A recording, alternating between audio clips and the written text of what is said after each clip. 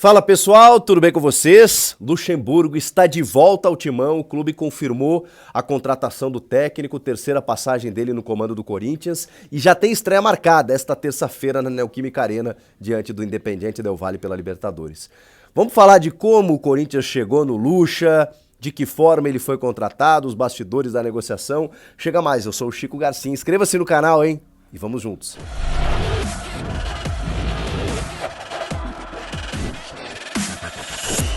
Bom, pessoal, fim da novela. Acabou a busca por um novo técnico no Corinthians e ele agora atende pelo nome de Vanderlei Luxemburgo. A gente precisa diferenciar algumas coisas aqui. O Luxemburgo é um dos maiores técnicos da história do nosso futebol. Poucos técnicos no mundo têm o currículo que ele tem. 5 vezes campeão brasileiro, campeão por onde passou, Copa do Brasil, 14 títulos estaduais, Seleção brasileira, ganhou Copa América, inclusive. Treinou o Real Madrid. Ah, mas não deu certo e tudo mais. Bem relativo, né? Mas vamos lá. É óbvio que essa passagem, esse êxito, esse momento que o Luxemburgo viveu na sua carreira já tem um tempo. A gente precisa reconhecer isso. O Luxemburgo não vive ou não faz um trabalho de expressão, como queiram, ou ganha um título de expressão há algum tempo. 2004 foi o título que ele ganhou com o Santos, campeão brasileiro. Depois disso ele teve alguns bons trabalhos, em outros momentos algumas dificuldades. O Luxemburgo sempre, a gente sempre questionou o Luxemburgo, eu já fui um crítico do Luxemburgo. Ele fez um grande trabalho em 2012 quando ele chega no Grêmio, só que aí ele classifica o time para a Libertadores, quando ele renova o contrato, no outro ano ele já não foi tão bem assim. Mas teve vários problemas internos ali que o atrapalharam também. O Luxemburgo, quando quer, e aqui tá um cara que acompanhou de perto a carreira dele, é um dos melhores que eu já vi. É um dos melhores que eu já vi. Quando ele quer, quando ele tá focado. A grande crítica que se faz ao Luxemburgo, que se fez ao longo da carreira dele, é que em alguns momentos ele começou a prestar atenção em outras coisas, se envolveu em política, né? Enfim, acabou desfocando para outros setores, aquela coisa toda. E o Luxemburgo, às vezes, até se envolvia em outros setores do clube, que a gente sempre dizia, isso não é atribuição do técnico e tudo mais. Agora, na bola, na parte tática, na conversa com o jogador, no vestiário, comando de vestiário, ele é incrível. Ele é incrível. O último grande trabalho dele que eu vi foi no Palmeiras de 2020. E sim, ele fez um trabalho bem interessante antes da era Abel Ferreira. E ninguém entende como é que ele saiu do Palmeiras, só que ninguém questiona porque o Abel Ferreira construiu tudo que construiu depois disso. Mas eu já citei aqui algumas situações que fizeram com que o Luxemburgo, por exemplo, tenha conquistado o Campeonato Paulista. Ah, mas foi só um paulista que o Palmeiras ganha todo ano. Mas até 2020, o Palmeiras não ganhava desde 2008. 12 anos depois, com ele, tá? 2008 com ele volta em 2020 e é campeão paulista sobre o Corinthians na final. Naquele time, ele promoveu jovens da categoria de base que renderam dinheiro ao clube. Muitos estão jogando hoje ainda no clube. Ele começou a promover jovens das categorias de base, ele revelou vários jogadores, ele transformou o Zé Rafael, que tinha chegado de meia e estava sem espaço, num volante, e que depois o Abel Ferreira potencializou essa função do Zé Rafael e ele se tornou um cara super importante no time, mas quem bota o Zé Rafael de volante pela primeira vez foi Luxemburgo. O Felipe Melo, que hoje joga de zagueiro, muitas vezes no Fluminense, com o Fernando Diniz, foi colocado a primeira vez como zagueiro com o Luxemburgo.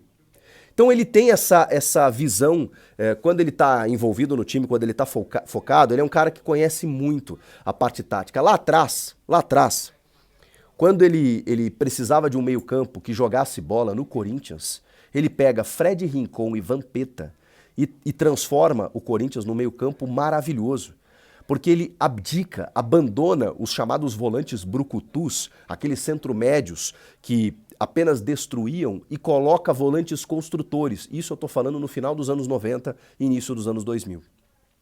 O Luxemburgo se perdeu em vários momentos na carreira quando ele começa a discutir com a nomenclatura. E eu entendo o ponto de vista dele. Entrevistei ele recentemente e ele fala que hoje o que se fala marcação-pressão, último terço, ele falava de outra forma e que só mudou o nome e que isso afasta o torcedor.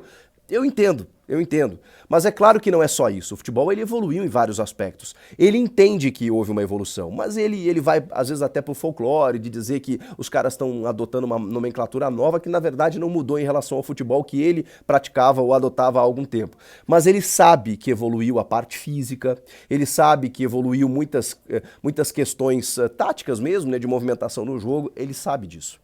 Mas às vezes é como eu falo do Renato Gaúcho, né? O Renato gosta de defender o personagem do cara que não estuda, quando na verdade ele sim se prepara, estuda e você vê a influência dele taticamente nas equipes. Mas os caras às vezes preferem, né, manter o personagem da bola, do boleiro, do cara da antiga e tudo mais, para brigar com essa modernidade que hoje tá aí, porque eles são contra algumas coisas, enfim, tem muito disso.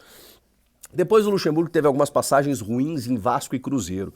Cruzeiro não foi tão ruim, mas é que ele não consegue subir o time. E aí o Ronaldo, quando assume a SAF, opta por não continuar com o Luxemburgo. Ele já tinha, inclusive, uma promessa de permanecer. E o Ronaldo muda tudo lá dentro, traz o Pesolano, né, o uruguaio, um técnico jovem, uma nova ideia de futebol, e acaba tirando o Luxemburgo, porque o Cruzeiro teve dificuldades. Mas em que momento estava o Cruzeiro quando ele estava lá? Em que momento estava o Vasco? Não estou aqui para defender ninguém. Como eu disse, já fui um crítico do Luxemburgo.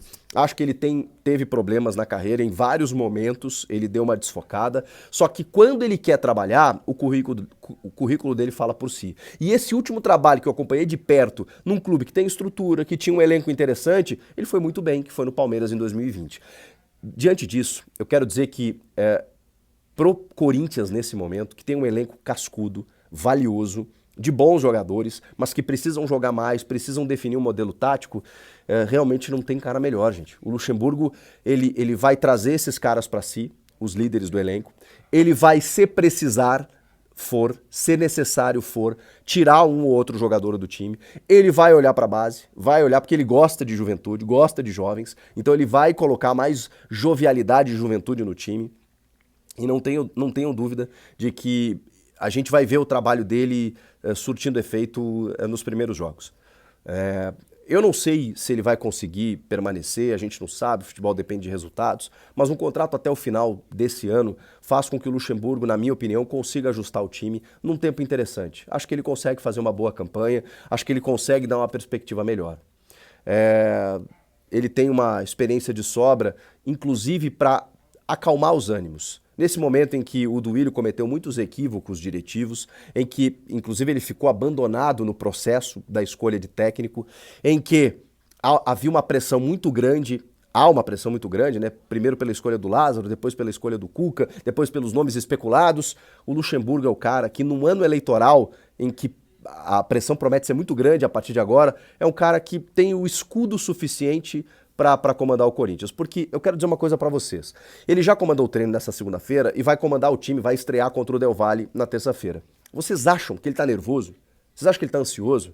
Vocês acham que ele tá preparado para comandar o Corinthians numa Libertadores? Olha o currículo do cara.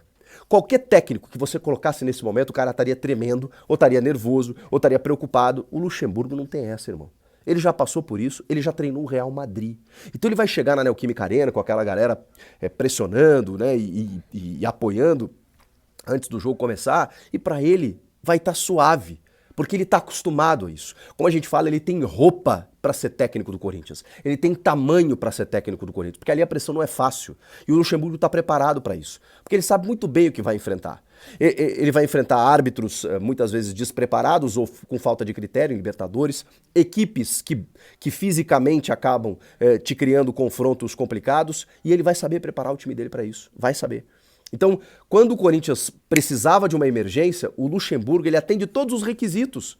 Então eu não vejo discussão, não vejo motivo para discussão. E aí tem uma estratégia da diretoria, né, que foi muito bem estabelecida, porque na sexta-feira já tinha tido um contato com o Luxemburgo. Só que aí vazou, eu recebi a informação e aí pronto. Aí os caras, pelo amor de Deus, Luxemburgo não, tá ultrapassado e não sei o que e tudo mais. E aí o Duílio, depois do que aconteceu com o Cuca, ficou meio que, meu Deus do céu, será que eu contrato? Será que eu não contrato? Começou a ouvir as pessoas. E aí, obviamente, tomou uma vaia interna de alguns membros, né, de alguns pares, dizendo, não, Luxemburgo melhor não, vamos analisar o mercado e tudo mais. E aí no sábado, realmente houve uma procura pelo Roger Machado. Houve sim, posso confirmar para vocês, de fonte quentíssima. Houve procura pro Roger Machado. Só que a repercussão foi pior ainda do que do Luxemburgo na sexta. E aí eles voltaram atrás. Porque no domingo eu ainda perguntei para uma fonte, e aí, vai ser o Roger ou não vai?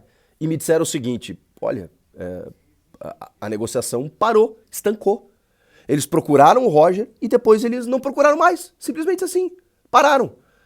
E a rejeição ao nome do Roger foi enorme. Eu aqui mesmo disse para vocês, o Roger Machado, acho um bom treinador, acho que tem ótimas ideias, torço para que ele faça um bom trabalho, mas não era o melhor momento para ele assumir o Corinthians. Eu acho que ele seria engolido por esse elenco em pouquíssimo tempo e sofreria uma pressão gigantesca. E aí você já vê a falta de critério do dirigente, né? Que uma hora tenta o Tite, outra hora o Mano, outra hora o Roger, outra hora o Luxemburgo, um completamente diferente do outro, porque realmente o mercado está escasso. E o Corinthians deixou escapar o Dorival, que assumiu o São Paulo.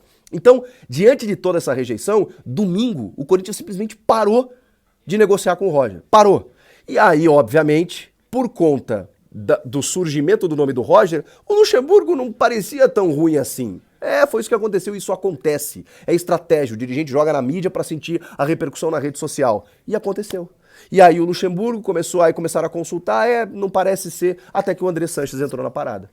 Que inicialmente tentaria o Tite, mas o Tite realmente não queria trabalhar, o Mano já tinha recusado que ia ficar no Inter, e aí o Andrés falou, vai ter que ser o Luxemburgo. E como o André Sanches tem uma voz ainda muito grande, muito forte dentro do clube, a voz dele pesou muito alta, né, nesse momento, além de outros pares, para que fosse Vanderlei Luxemburgo. Ele já estava em São Paulo desde sexta-feira, como eu já tinha informado, mas realmente o Corinthians recuou naquela tentativa do Luxa, foi pro Roger, viu que a repercussão foi pior, recuou de novo e foi pro Luxemburgo. Não é que a gente tá chutando, deixa eu explicar pra vocês, é porque nem a diretoria do Corinthians sabia o que fazer. Então toda vez que surgia um nome, vai tentar o Mano, vai ser o Tite, é o Roger, é o Luxemburgo, cada vez que eles buscavam o nome, a gente noticiava, porque era informação. Olha, agora o Corinthians desistiu do Mano, vai tentar o Roger. Como é que a gente não vai dar?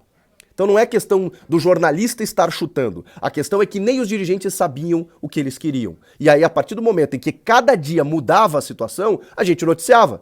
Não é mais esse, vai ser aquele. Até porque Vojvoda recusou, Mano recusou, Tite recusou, e aí? Aí o dirigente tem que buscar outro nome. E a imprensa noticia. E foi exatamente isso que aconteceu. Então, diante das recusas e da rejeição muito forte ao nome do Roger, o Luxemburgo acabou se sobressaindo. E, inclusive, pelos comentários aí, eu vi que muita gente já aceitou o fato de ser o Luxemburgo, mesmo gente que era contrária.